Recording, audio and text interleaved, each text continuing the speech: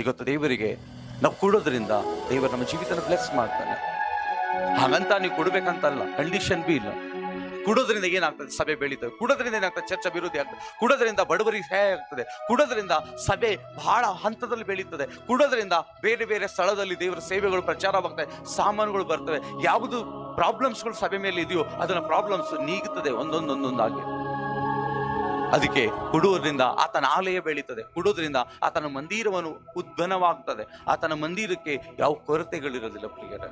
ತನ್ನ ಜನರ ಕೊರತೆಗಳು ದೇವರು ನೀಗಿಸ್ತಾ ಇರ್ತಾನೆ, ಸಭೆಯ ಕೊರತೆಗಳು ನೀಗಿಸ್ತಾ ಇರ್ತಾನೆ. ಅದಕ್ಕೆ ದೇವರ ವಾಕ್ಯ ಹೇಳ್ತಾರೆ, ಕೊಡೋರ ಮೇಲೆ ನನ್ನ ದಯ. ಫಿಲಿಪ್ಪ ಏನ್ ಹೇಳ್ತಾನೆ? ಫಿಲಿಪ್ಪದವರಿಗೆ ಏನ್ ಹೇಳ್ತಾನೆ ಗೊತ್ತಾ? ಪೌಲನು, ನೀವು ನನಗೂ 2 ಸಾಲನ್ನು ನನಗೆ ಕಳಿಸ್ಕೊಟ್ಟಿದ್ರಿ, ಆದ್ರೆ ಅದನ್ನ ನನಗಲ್ಲ, ದೇವರು ನಿಮಗೋಸ್ಕರವಾಗಿ ನಿಮ್ ಜರೂರತ್ ಪೂರ್ತಿ ಮಾಡ್ತಾನೆ. ಅದನ್ನ ಪರ್ಸನಲಿ ನನಗೆ ಕಳಿಸ್ಕೊಟ್ಟಿಲ್ಲ, ನೀವು ಪರ್ಸನಲಿ ನೀವು ನನಗೆ ಕೊಡ್ಲಿಲ್ಲ, ಅದು ದೇವರು ಕೊಟ್ಟಿದ್ದೀರಿ.